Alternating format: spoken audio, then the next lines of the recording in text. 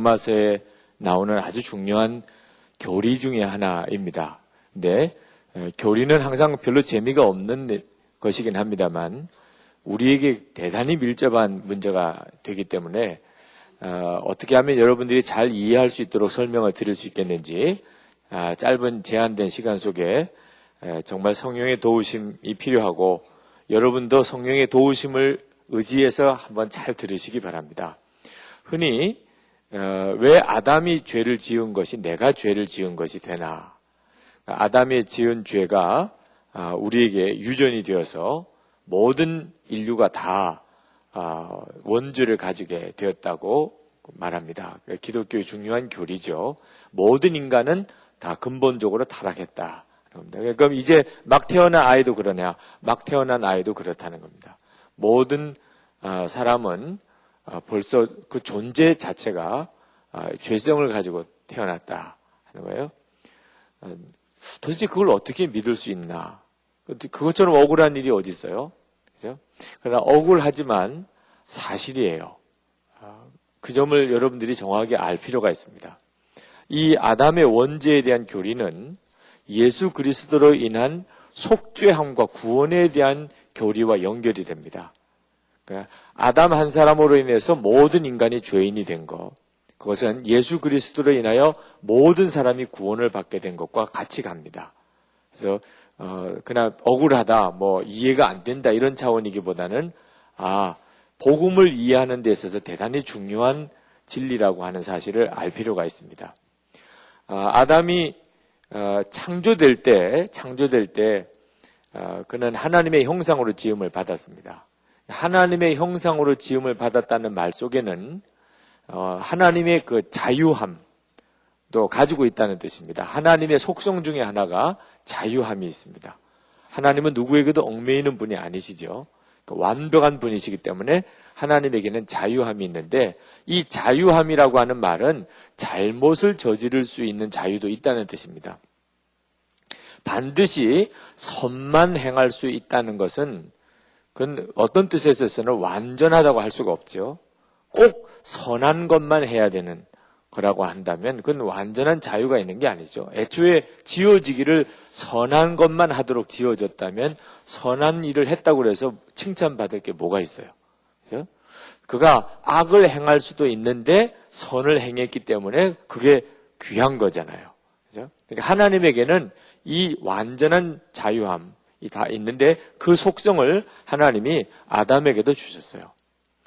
그러니까 하나님과 아담 사이에, 인류 사이에 이 사랑의 교제가 가능해진 이유가 바로 그 자유함 때문입니다. 만약에 우리가 생각하기를 아담이 하나님만 잘 믿도록 만들어졌다면, 그렇다면 아마 하나님께서는 아담이 하나님을 믿을 때, 순종할 때 기쁨이 없으실 겁니다. 왜? 그렇게 지어진 존재이기 때문에 그죠. 근데 하나님에게 순종하지 않을 수도 있어요.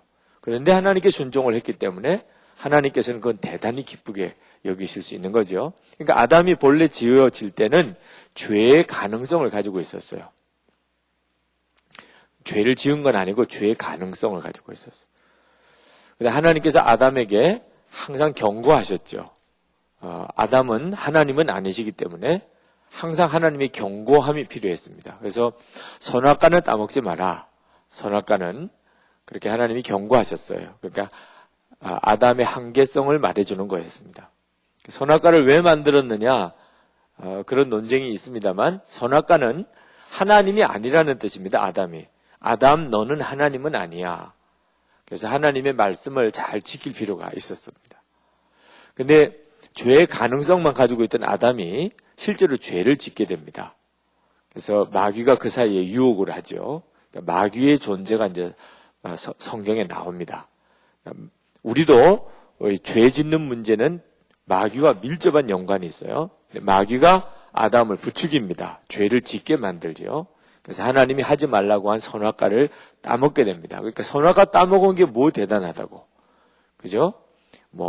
서리한 죄가 되나요? 네. 그런 정도가 아니고 하나님을 향한 반역입니다. 하나님을 향한 반역. 그러니까 정말 죄성이 무서운 거죠. 자, 아담이 선악과를 따먹고 난 다음부터는 문제가 달라졌어요. 고전에는 죄의 가능성만 가지고 있었기 때문에 그 자체는 큰 문제가 아니었는데 실제적으로 선악과를 따먹고 난 다음 죄인이 된 거예요, 아담이. 그 다음부터 아담은 죄인이 됩니다. 마귀가 우리를 죄로 유혹할 때 항상 그렇게 합니다. 지금 여러분의 마음에 일어나는 유혹이 똑같아요. 죄 지은 다음의 결과를 우리는 실제로는 모릅니다. 죄 짓고 난 다음에는 이건 정말 비참한 거죠. 근데 죄 짓기 전까지는 그걸 몰라요. 여러분이 어떤 유혹을 받을 때 꼭 명심하십시오. 그 유혹을 내가 실제로 유혹에 넘어가서 죄를 짓고 난 다음에 오는 비참함이 말할 수 없다는 거. 근데 아담이 선악과를 따먹기 전에는 정말 유혹만 받았어요. 근데 실제로 선악과를 먹고 난 다음에는 그 다음부터 아담은 죄인이 되어버렸습니다. 죄는 반드시 그 결과를 물어옵니다. 아담은 이제 죄값을 치러야 하는 거예요. 그게 죽음이었습니다. 하나님이 그렇게 정하셨어요. 죄의 결과는 죽음이라고. 죄를 지은 다음부터 하나님으로부터 떠나야 됐습니다. 생명의 근원이신 하나님으로부터. 그래서 이제 에덴 동산에서 쫓겨나지요. 하나님과 함께 살지 못합니다. 성령을 거두시죠. 창세기 6장에서 사람에게서 성령을 거두십니다.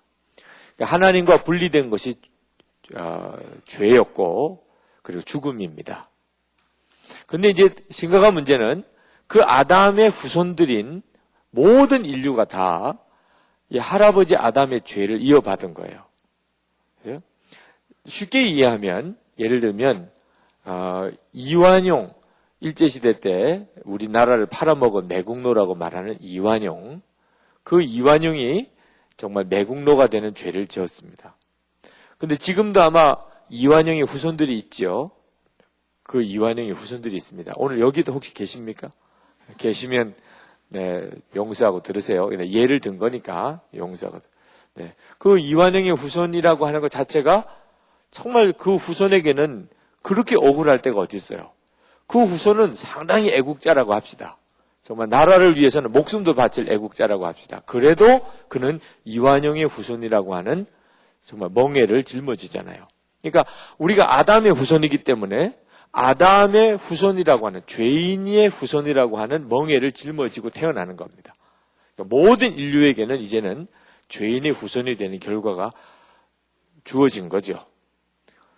이것이 우리들의 현실이고, 그리고 아담 한 사람만 그 선악과를 따먹은 죄를 지은 게 아니고 실제로 이제 아담의 후손들, 가인은 동생을 죽이는 일을 하게 되죠. 사람들이 아담이 선악과 따먹는 것과는 비교가 안 되는 죄들을 짓기 시작을 합니다. 그래서 죄가 점점 누적이 되어서 우리들 안에는 말할 수 없이 무서운 이 타락한 본성을 가지게 되어 있어요. 자, 사람이 태어나면 참 착해 보입니다. 갓난 아이들은 너무 귀엽죠. 그래서 죄가 없을 것 같은데 이 갓난 아이 속에도 무서운 죄성이 있습니다. 그래서 예를 들어서 어린 아이라고 그렇게 쉽게 생각하면 큰일 나죠. 네. 예를 들어서 무슨 젖에 대한 욕심이라든지 쌍둥이를 이렇게 길러보아도 본능적으로 가지고 있는 욕심이 있어요. 욕심이 있고 아이들을 자랄 때 보면 누가 가르쳐주지 않은 죄를 금방 배웁니다. 나쁜 말은 가르치지 않아도 자기가 알아서 배워요. 그죠? 아주 말도 이상한 욕 같은 것들은 너무 금방 배워요. 그죠? 근데 좋은 말은 정말 가르치려고 애를 써야 겨우 가르쳐질 수가 있어요. 그런데 왜 그럴까요, 도대체? 우리 안에 아주 무서운 타락한 본성이 있다는 겁니다. 그래서 여러분도 다 중학교, 고등학교를 다 거쳤지만 공부를 해보셨으면 알 겁니다. 공부가 저절로 잘 됩니까? 그런 사람 보면은 진짜 기분 나쁘죠? 네, 아주 재수 없이 느껴지고. 네. 나는 이상하게 너무 공부가 잘 된다. 공부가 너무 재밌다. 뭐 이런 사람들 보면 정말 역겨운 느낌이 들고 막 토할 것 같고 그렇죠. 네. 그렇게 되는 사람도 혹 있을 수 있지만 그 사람은 또 다른 문제가 또 있죠. 하여튼 사람이 꼭 해야 되는 것들은 하기 싫고 하기 싫어지는 정말 하지 말아야 되는 것들은 하고 싶은 것이 좀 이상한 일이죠. 하지 마라 그러면 진짜 하고 싶죠. 보지 마라 그러면 정말 보고 싶고 우리가 그렇단 말입니다. 여러분이 지금까지 살아오는 동안에 여러분은 스스로가 자기 원하는 대로 살아온 것 같아도 한번 여러분의 지나간 세월을 어릴 때부터 지금까지를 한번 가만히 보십시오. 기울어져 가고 있어요. 내가 원하는 대로 살지 못하고 있다는 걸 알게 됩니다. 내가 원하는 대로 살게 된다면 아무리 사람이 좀 나빠도 그래도 자기가 잘 되는 쪽 방향으로 살 거 아닙니까? 그죠? 뭐 공부도 한다든지 뭘 또 열심히 돈을 번다든지 그래도 또 부모님에게 칭찬받는 삶을 산다든지 그래도 자기가 생각할 때 괜찮다고 하는 수준으로 이렇게 가져야 말이 맞잖아요.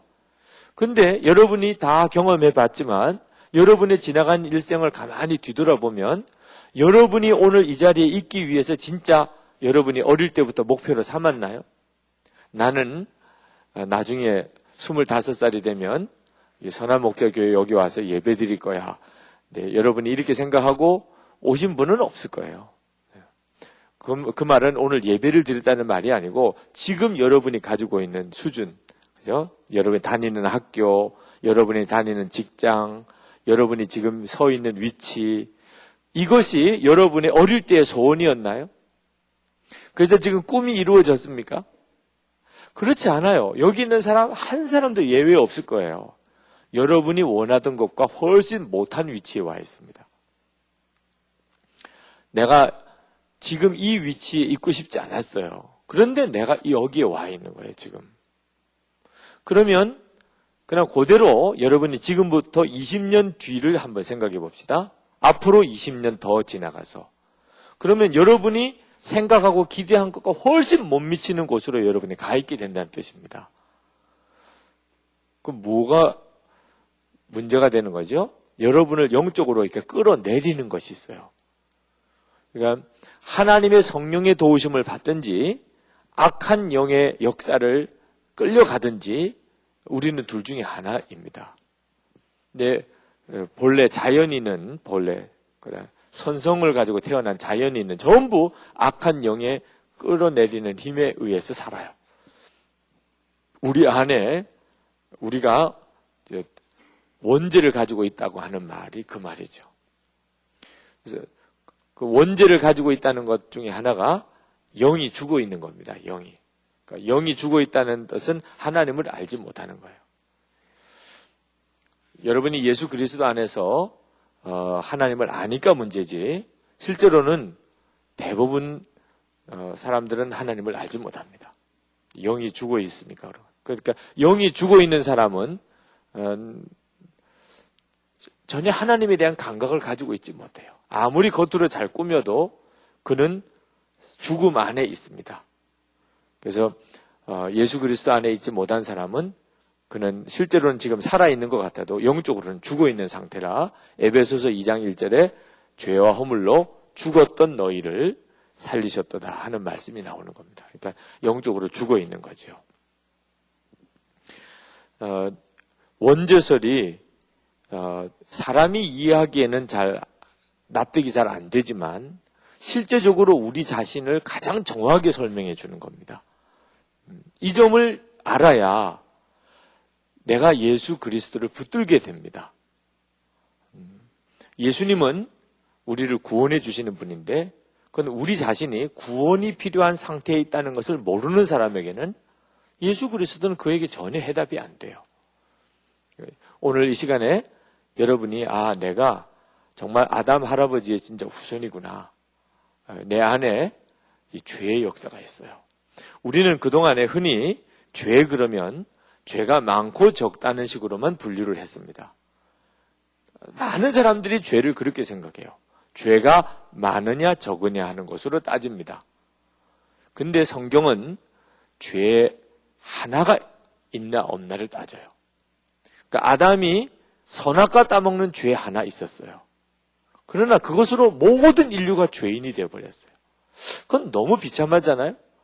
근데 여러분, 최근에 익산에서 그 조류 인플루엔자 때문에 거의 100만 마리의 닭과 짐승들이 지금 다 도살 처분을 받고 있습니다. 그래서 이건 정말 끔찍한 일이죠. 한 3km 반경에 있는 모든 농장에 있는, 심지어 개, 고양이까지, 들판에 돌아다니는 개, 고양이까지 다 잡아 죽이는 거예요. 조류 인플루엔자가 발병한 것 때문에. 그건 왜 그렇지요? 그 조류 인플루엔자가 한 농장에서 발견된 거 하나만 가지고 그 3km 반경에 있는 모든 짐승은 다 죽여야만 되는 이런 상황. 그러니까 죄가 많으냐 적으냐가 문제가 아니에요. 이 아주 악성 조류 인플루엔자가 발병했다. 그 닭 기르는 곳에서. 그러면 그 주변에 있는 3km에 있는 모든 짐승은 다 죽어야만 비로소 그 더 이상 확산이 안 된다. 그래서 그 바깥에 있는 다른 농장에 있는 가축이라도 보호를 해야 된다. 그래서 다 죽이는 거 아닙니까? 그러니까 똑같은 일이 지금 우리 가운데 있어요. 죄가 많으냐 적으냐가 중요한 게 아니고 죄가 있느냐 하는 게 중요해요. 지금 내 안에 죄가 있느냐. 이 말씀은 이미 전에도 여러 번 말씀을 드렸었습니다. 저 자신도 죄가 많으냐 적으냐로 생각할 때는 저는 참 괜찮은 사람인 줄 알았어요. 그러나 실제로 말씀을 보고 그리고 은혜의 눈이 뜨이고 보니까 하나님이 보시는 것은 내 안에 죄가 있는 걸 보시지 죄가 많고 적은 걸 보시지 않는다는 거죠. 그런 예화를 드릴 수 있을까요? 에이즈 감염된 일, 병원에서 수혈을 받다가 에이즈에 갑자기 감염되는 일이 있죠. 참 기가 막힌 일이죠. 에이즈는 한번 감염되고 나면 아직 치료약이 없어요.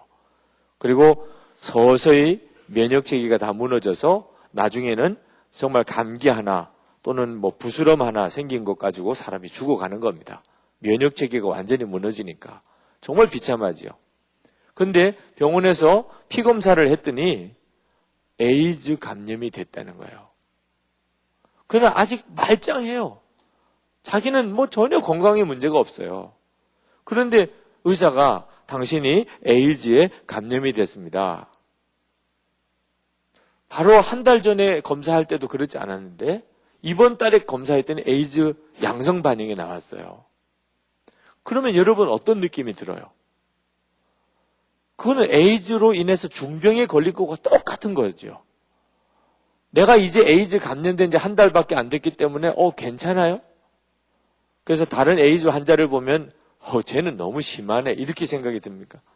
똑같은 거예요. 그 에이즈 중병 환자로 이제 죽어가는 사람이나 이제 감염된 사람이나 똑같은 거예요. 정말 그 자체가 심각한 거죠. 죄가 꼭 그와 같다. 그러니까 나는 꼭 괜찮은 사람인데 내가 그렇게 나쁜 사람 아니잖아. 여러분 안에 죄가 있는가가 중요한 거예요. 사실 이 성냥을 가지고 생일 케이크 촛불 이렇게 점화할 때 그건 정말 이쁘죠. 성탄절 추리를 이렇게 만들고 또 성탄절 파티를 할 때 그때 전등이나 또는 촛불이나 아주 장식으로 분위기를 아름답게 만드는 그런 도구로 쓰임 받죠. 그런데 그 성탄 또는 생일 케이크에 있는 그 촛불 하나 가지고 예배당 전체를 불태울 수도 있는 겁니다. 똑같은 불이죠. 불이 다른가요? 똑같은 불인 거예요. 그러니까 우리 안에 있는 이 죄가 환경과 여건만 만들어지면 전 인류를 무서운 재앙으로 몰고 갈 수 있는 그런 죄를 내가 지을 수 있는 거죠. 왜 나는 그렇게 안 하나? 그럴 수 있는 여건이 내게 만들어져 있지 않기 때문이지 실제로 무서운 죄를 지은 사람도 따지고 들어가 보면 다 그 속에 있는 그 죄성, 무서운 죄성 하나 때문에 그렇게 된 겁니다. 모든 인류가 다 아담 한 사람의 선악과를 따먹은 죄로 인해서 다 죄인이 된 거예요. 그것을 오늘 성경이 우리에게 말해주고 있는 겁니다. 우리는 타락한 증거 중에 하나가 내 안에도 이 죄성이 있으면서도 죄를 지은 사람을 보면 굉장히 정죄합니다. 저런 나쁜 사람이 있나. 그러면서도 내 안에는 죄를 사랑하는 마음이 있어요. 자, 여러분에게 한번 묻습니다. 여러분은 정말 모든 죄를 다 끊어버리고 안 짓고 정말 깨끗하게 순결하게 그렇게 살고 싶습니까? 아니면 조금은 좀 짓고 구경도 하고, 그죠? 여러분 이제 좀 야한 장면 나오는 영화는 정말 안 볼 거지요? 저는 신학교 1학년 때 한번 영화 구경을 갔다가 솔직히 좀 너무 요즘 기준으로 보면 별로 더 야한 것도 아니지만 그때 수준으로 생각하면 진짜 충격을 받았어요. 전에 정말 순수 청결 그 자체인 고등학교 3학년 때까지 지내다가 신학교 올라가서 이제 대학생이니까 뭐 미성년자 관람 불가 뭐 이런 거에 구애받지 않고 그러면서도 그 한동안 들어갈 때마다 그 문구가 계속 마음에 이렇게 걸리는 내가 미성년자는 아닌가 이런 지금 가슴에 이렇게 퉁당거리는 그러나 나는 대학생이야 이렇게 다짐하고 또 확인하고 그러면서 이제 극장에 가서 그래도 좀 야한 영화를 처음 이렇게 보고 진짜 충격받았어요. 충격받고 오면서 내가 신학생인데 이런 영화 봐도 되나. 그래서 이제 돌아와가지고 기숙사에서 기도를 하는데 기도가 안 되는 거예요. 그런 영화를 본 것 때문에. 그래가지고 하나님 앞에 진짜 회개하고 다시 용서해달라고. 그런데 용서해달라고 기도를 하는데 무슨 마음이 딱 드냐면 다시는 안 보겠다는 이렇게 결단을 해야 될 것 같은 느낌이. 그래야 뭐 용서도 될 거 아니에요. 다시는 하나님 영화 안 보겠습니다. 하나님 저 이런 영화 절대로 안 보겠습니다. 해야 될 것 같은데 진짜 그런 말은 하기 싫더라고요. 이번에만 용서해 주시고 어떻게 영화를 안 보고 평생 살 수가 있어요. 막 가슴이 쿵쾅거리고 죄책감이 들 때는 그렇더니 또 조금 지나고 나니까 또 보고 가고 싶은 마음이 이렇게 제 마음에 있는 그게 죄성이죠. 그죠? 우리가 죄를 사랑합니다. 마음에. 여러분이 진짜 죄를 미워하면 죄는 끝나요. 싫은 죄를 왜 지어요? 나도 한번 죄 지어보고 싶다. 죄 안 지어지는데 나도 한번 좀 죄 짓도록 한번 그렇게 해서 노력하고 기도해서 죄 짓는 사람은 없어요. 죄는 진짜 나도 싫은데 그거 하면 안 되는 줄 아는데 내 마음으로부터 자꾸 끌리는 게 그래서 죄를 짓게 되는 거잖아요. 그래서 그때 하나님 앞에 결국은 그 결단을 못 했다니까. 다시는 영화 안 보겠다고 하는 결단을. 여러분은 지금 할 수 있어요? 다시는 영화 안 보겠다고. 여러분 안에 참 무서운 죄에 대한 유혹이 그리고 그것을 끊어버리고 싶지 않은 마음이 있어요. 그러니까 죄에 대한 사랑하는 마음이 있죠. 어디 밥 먹으러 갔을 때 누가 같이 갔던 친구들이 굉장히 인색하고 깍쟁이처럼 하고 돈 안 내고 이러면 갑자기 막 화가 나지요. 돈에 대한 인색한 마음, 욕심은 다 똑같이 있으면서도. 그래서 그런 친구를 보면 어쩌면 나하고 똑같나 저런 마음이 드는 게 이렇게 생각이 돼야 마찬가지인데 굉장히 막 불쾌한 마음이 들고 저런 친구는 사귀지 말아야지 이런 마음이 드는 이유는 우리 안에 내가 똑같은 죄인임에서도 남을 정죄하는 무서운 마음이 있는 거예요. 예수님의 마음과 얼마나 다른가. 예수님은 당신은 전혀 그 점에 대해서 죄가 없으시면서 그러나 죄인을 사랑하시고 끝까지 받아주시고 죄인을 위해서 대신 죽으신 것 비교해 보면 우리와 너무 다르다는 걸 알 수 있죠. 바로 성경은 그 점을 우리에게 이야기를 해줍니다. 우리의 죄가 어디서부터 시작이 됐나? 아담 한 사람에게서부터 죄가 들어와서 아담이 죄를 지음으로 인해서 그것은 모든 인류에게 죄가 퍼져버렸어요. 그리고 아담은 그저 선악과 하나 따먹는 정도였지만 그것은 여러 가지 다양한 무서운 죄의 현상으로 다 나타납니다. 그래서 환경과 여건이 어떠냐 하는 데 따라 다른 거지 실제로는 사람이 무서운 죄인이에요. 여러분도 정말 죄 짓는 가능성을 생각하면 정말 무서운 사람들인 거죠. 그래서 사람이 무섭다는 말이 맞지요. 그런데 오늘 말씀이 주려고 하는 아주 중요한 핵심은 아담의 죄로 인해서 우리가 똑같은 죄인이 되었다는 것이 아니고 예수 그리스도로 인해서 우리가 그 죄에서 구원을 받았다는 것에 대해서 우리에게 말씀하려고 하는 겁니다. 복음을 정확하게 우리에게 이해시키기 위해서 말씀하시려는 거예요. 그러니까 아담이 죄를 지음으로 모든 사람이 죄를 짓고 그리고 죽음이 왔다면 그러면 예수 그리스도로 인해서 모든 사람에게 다시 생명의 역사와 하나님의 원래 창조의 원형이 회복되는 역사가 일어났다는 거예요. 어떻게 그렇게 되나? 근데 아담 한 사람의 죄로 인해서 모든 사람에게 죄가 들어오는 원리와 똑같아요. 그래서 예수님은 어떤 분이셔야만 하느냐 하면 두 가지 조건을 가지고 계셔야 됩니다. 하나는 죄 없으신 분이어야 돼요. 죄인이 다른 사람을 위해서 대속의 제물이 될 수는 없잖아요. 당신이 죄 없는 분이어야 돼요. 그러려면 아담의 후손으로 태어나서는 안 됩니다. 그래서 창세기 3장에 보면 하나님께서 여인의 후손이라고 하십니다. 여인의 후손. 이제 아담의 죄를 속죄할 분은 아담의 후손이 아니고 여인의 후손에게. 그래서 예수님이 태어나실 때 동정녀 마리아에게서 태어납니다.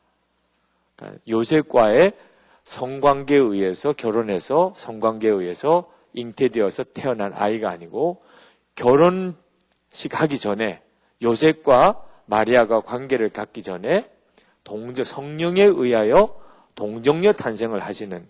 그러니까 동정녀 탄생이 가능하냐? 그게 맞냐 아니냐? 사실은 그건 논쟁할 점이 아니에요. 그러나 하나님이 하시면은 얼마든지 하실 수가 있죠. 그러니까 동정녀 탄생이 가능한가 아닌가가 중요한 게 아니고 왜 동정녀 탄생이어야 하는가가 중요한. 왜 동정녀 탄생이어야 하는가? 아담의 후손이 아니어야 한다는 겁니다. 그래서 우리는 다 아담 할아버지의 후손이죠. 그건 어떻게 부인할 수가 없는 거예요. 여러분에게 선조가 있으면 여러분은 그분의 손주고 또 아들이고 그건 여러분이 부인할 수가 없이 주어진 운명이죠. 그러나 예수님은 아담의 혈통을 따라서 나신 분은 그냥 혈통상으로는 그렇지만 실제로는 동정녀 탄생이라는. 그 말은 죄 없으신 분이라고 한 뜻이에요. 신성을 가지고 계신 분이라는 뜻입니다. 그래서 예수님은 완전한 하나님이시고 또 하나 예수님은 완전한 사람이어야 되는 거예요. 그래서 여인의 후손에서 아기가 태어나는 사람의 모습으로 이 세상에 오셔야만 됐어요. 그래서 예수님은 완전한 사람이었죠. 그래야 그 예수님이 우리에 대하여 속죄 제물이 되어 주심으로 우리가 예수님과 함께 죄에서 노임을 받는 은혜를 이어받게 되는 겁니다. 그러니까 예수님이 죽으셨는데 왜 내가 죄사함을 받나? 아담이 죄를 지었는데 내가 죄인인 것과 똑같은 원리예요. 놀라운 복음이 여기에 나옵니다. 그것은 예수님이 십자가에 죽으실 때 예수님이 그냥 죽으신 것이 아니라는 겁니다. 여러분 저의 모든 사람의 옛자, 타락한 본성, 죄성을 가지고 있는 이 본성인 것을 옛사람이라고 그러는데 그 옛자와 함께 십자가에서 죽으신 거예요. 자, 조금 앞부분이 되겠습니다만 로마서 6장 6절을 한번 봅시다. 로마서 6장 6절 그 앞부분으로 건너갑니다. 자, 6절을 같이 한번 크게 같이 읽으실까요? 시작. 우리의 옛사람이 그리스도와 함께 십자가에 달려 죽은 것은 죄의 몸을 멸하여서 우리가 다시는 죄의 노예가 되지 않게 하려는 것임을 우리는 압니다. 자, 여기 아주 놀라운 진리를 말씀하고 있는데 예수님이 십자가에 죽으실 때 우리는 그냥 예수님이 십자가에 죽으신 걸로만 보았죠. 근데 영적으로는 무슨 일이 일어났냐면 우리 옛사람이 이 옛사람이라는 것은 아담으로부터 이어받은 죄의 본성을 가지고 있는 사람을 말합니다. 이 옛사람이 예수님과 함께 십자가에서 죽은 거예요. 그러니까 여러분 지금까지는 고난주간이나 부활절 이럴 때 여러분 십자가를 이렇게 보면 예수님이 죽으셨다고 이렇게 보잖아요. 십자가는 예수님이 죽으신 십자가지요. 그러나 정확한 복음을 보면 내가 여기서 죽은 것과 같아요. 그래서 여러분이 정말 정확하게 복음에 반응하는 사람이라면 내가 십자가에서 죽었다고 고백. 이 고백이 갈라디아서 2장 20절에 그대로 나옵니다. 내가 그리스도와 함께 십자가에 못 박혔나니 이제는 내가 산 것이 아니요. 이렇게 나옵니다. 여러분이 정말 예수 그리스도의 복음을 분명하게 반응하는 사람이라면 그냥 단순히 예수님 믿었으니까 내 죄가 용서받았겠고 나는 하나님의 자녀가 되었을 거야. 이런 정도 수준으로만 예수를 믿으면 그건 교리로만 믿는 거예요. 그리고 실제적으로는 죄 문제가 해결이 안 됐으니까. 왜? 끊임없이 나는 죄를 짓는 거니까. 그러니까 스스로가 자꾸 자기 모순에 빠집니다. 나는 분명히 예수님을 믿고 죄사함을 받았는데 실제로 내 삶은 하나도 거듭난 게 없어요. 그러니까 예수 믿으면 뭐해? 이런 생각도 드는 거예요. 그러니까 많은 청년들이 교회를 나왔다가 그래서 복음을 듣기는 했어요. 그러나 실제로 자기 삶에도 아무런 변화가 안 일어나고 그리고 같이 신앙생활하는 사람들도 보니까는 똑같아요. 똑같아. 교회에서 예배 드릴 때만 그렇게 예배 드리는 것 같지만 실제로 끝나고 난 다음에 뭐 어디 가서 뭐 맥주도 마시고 또 그러다가 같이 또 어울려서 지내다 보면 세상 친구랑 별로 다를 게 하나도 없는 거야. 오히려 예수 믿는다, 나는 믿음이 좋다고 하는 게 더 역겨워. 그러니까는 예수 믿는다는 게 뭐냐 말이에요. 그래서 그냥 그만 중간에서 자기가 믿음의 삶에 대해서 완전히 좌절 가지고 그냥 떠나버리는 거야. 이런 사람은 전도하기도 어려워요. 왜? 전에 내가 교회 다녀봤는데 다 엉터리더라. 복음의 능력이라는 게 전혀 경험이 안 됐기 때문에. 왜 복음을 듣고도 복음의 능력을 경험하지 못하냐? 복음을 잘못 알고 있는 거예요. 예수님 믿으면 예수님이 내 죄를 다 용서해 주셨다더라. 이런 정도로만 생각하는. 실제적으로 자기에게 무슨 일이 일어났는지를 정확하게 못 들은 거죠. 여러분이 예수님을 구주로 영접하면 본래 여러분은 아담과 한 몸이 된 것처럼 아담이 죄를 지은 게 여러분이 죄를 지은 게 됐어요. 왜냐하면 우리 자신이 우리의 원형이 아담 안에 있었기 때문에 아담이 죄를 지었으니까 내가 죄를 지은 것과 똑같아졌는데 이제는 우리가 예수님을 구주로 영접하면 우리 자신이 예수님 안에 우리 자신이 들어가게 됩니다. 그래서 예수님이 십자가에서 죽으실 때 내가 함께 죽은 겁니다. 그래서 여러분이 정확하게 예수를 믿은 사람은 어떻게 고백이 되냐면 나는 예수님과 함께 죽었습니다. 언제? 내가 예수님을 구주로 영접할 때. 이미 2000년 전에 십자가에서 이루어졌지만 실제적으로 내게 이루어진 역사는 내가 예수님을 구주로 영접하고 그 십자가 복음을 정확하게 내가 받아들일 그때 나는 죽었습니다. 그래서 세례 받을 때 우리는 장사 지내는 것과 똑같아요. 로마서 6장, 지금 읽은 로마서 6장 3절 4절을 한번 보실까요? 로마서 6장 3절 4절 3절을 같이 읽겠습니다. 세례를 받아 그리스도 예수와 하나가 된 우리는 모두 세례를 받을 때 그와 함께 죽었다는 것을 여러분은 알지 못합니까? 그러므로 우리는 세례를 통하여 그의 죽으심과 연합함으로써 그와 함께 묻혔던 것입니다. 그것은 그리스도께서 아버지의 영광으로 말미암아 죽은 사람들 가운데서 살아나신 것 같이 우리도 또한 새 생명 안에서 살아가기 위함입니다. 여러분 세례 받을 때 여러분은 예수님과 하나가 됐어요. 언제 예수님과 하나가 됐다고? 세례 받 잊어버리면 안 됩니다. 이 말씀을 분명히 듣고도 딴 생각해서 그런지 또는 전혀 오늘 마음의 준비 없이 들어서 그런지 아마 상당히 많은 사람은 잊어버릴 거예요. 내가 언제 예수님과 하나가 됐나? 세례 받을 때 하나가 됐어요. 세례 받을 때. 영적으로 일어난 복음의 진리입니다. 이것을 내가 결론이 되게 받아들이느냐 아니냐 하는 차이가 있을 뿐이에요. 세례 받을 때 예수님과 나는 하나가 됐어요. 그리고 오늘 성찬할 때 이것을 계속 확인하는 겁니다. 성찬은 예수님과 내가 하나라는 사실에 대하여 끊임없는 확인이에요. 왜? 우리는 자꾸 믿음을 잃어버리니까. 여러분, 진리를 믿음으로 받아들일 때 여러분 것이 돼요.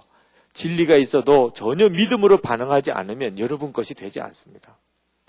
여러분이 세례를 받고 예수님과 하나가 돼서 예수님이 죽을 때 같이 죽었고 예수님이 다시 부활하심으로 여러분 안에 새 생명으로 이제 예수님이 사시는데 그 여러분 안에 새 생명으로 사시는 예수님이 누구냐면 성령님이십니다.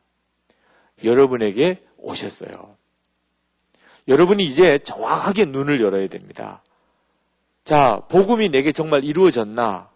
새 생명이 내게 정말 이루어졌나? 이루어졌어요. 뭘 보고 아나? 단순히 믿기만 하면 되나? 아니에요. 여러분에게 오신 성령의 역사를 보면 알아요.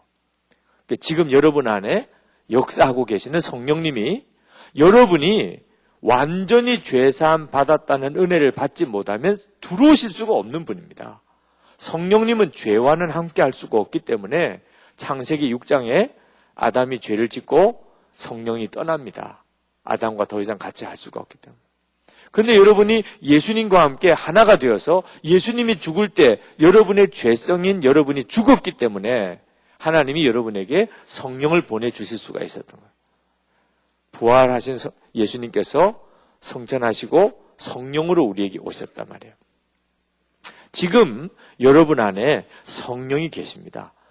그 성령님이 오늘 여러분을 예배 드리도록 여기까지 인도하신 거예요.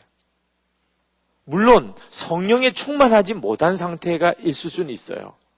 예를 들어서 오늘 예배를 드리러 나오기는 왔지만 사실 예배 드리는 일에만 겨우 순종했지 생활은 완전히 아직은 엉망인 자기 마음대로 육신적인 욕구대로 이렇게 막 사는 사람도 있을 수 있어요.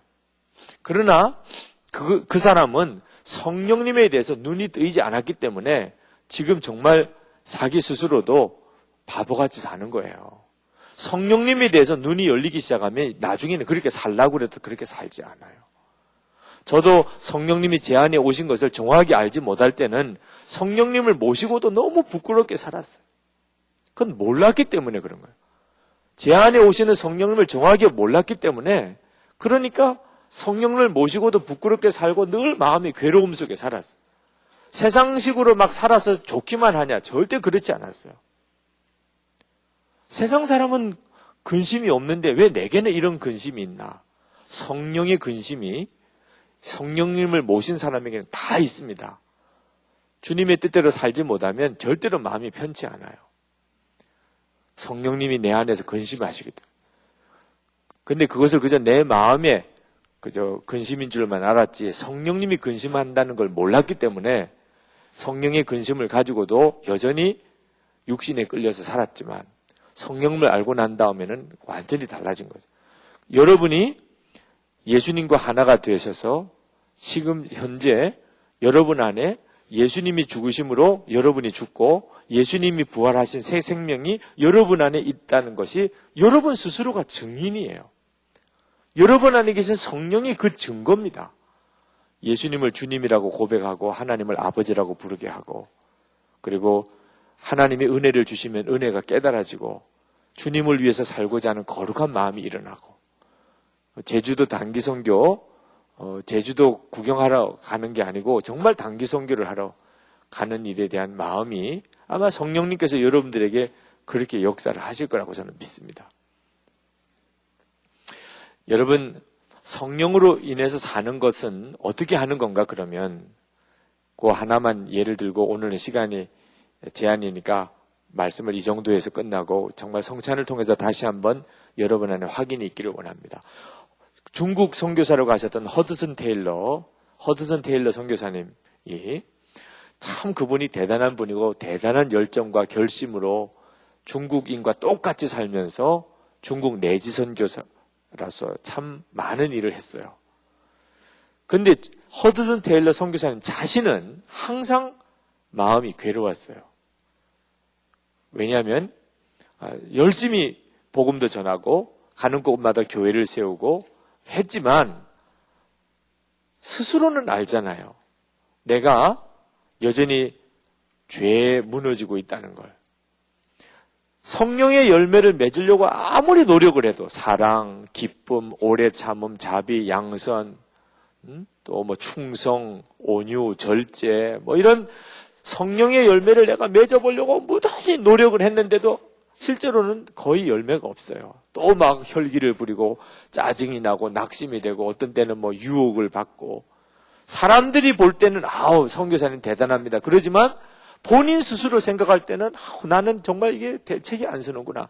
이런 좌절에 빠졌어요. 그러다가 너무 이것이 신경이 예민해지니까 나중에 허드슨 테일러 선교사가 쓰러졌습니다.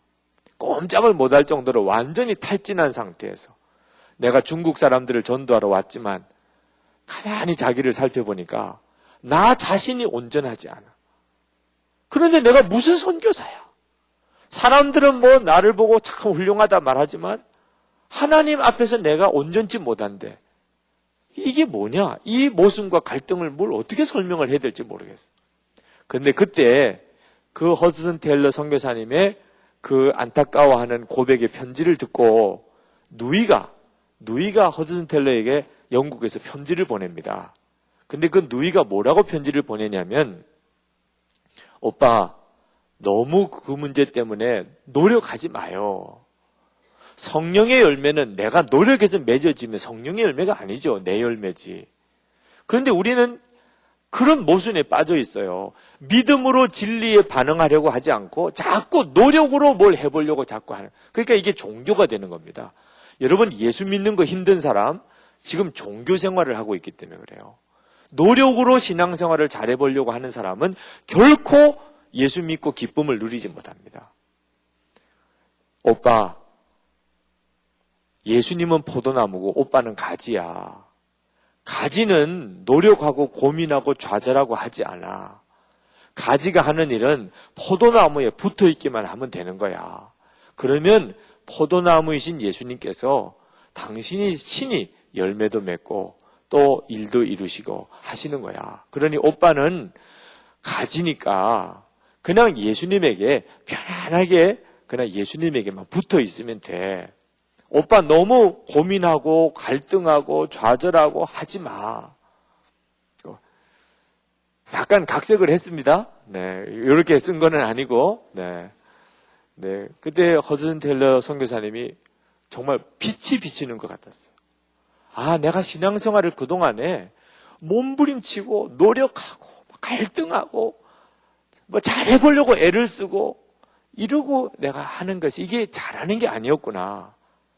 믿음으로 반응하는 거였구나. 여러분, 우리에게 주어진 진리가 우리에게 지금 말하려고 하는 것은 우리는 예수님 안에서 이미 죽었다는 거. 그리고 예수님이 성령으로 내 안에 오셨다는 것을 말해주고 있어요. 근데 이것을 어떻게 경험하느냐 하는 게 문제죠. 이건 믿음으로만 누려지는 거예요. 그래서 허드슨 테일러가 그날로 깨끗함을 받습니다. 믿으니까. 주님, 저는 노력 안 하겠습니다. 더 이상 고민 안 하겠습니다. 더 이상 몸부림치지 않겠습니다. 저는 믿습니다. 예수님 한 분이면 충분하고 예수님께서 제 안에 계시고 저는 예수님과 함께 이미 죽었습니다. 제가 뭘 아무것도 하는 것이 아니라는 것을 인정합니다. 예수님께서 하시는 것을 믿습니다.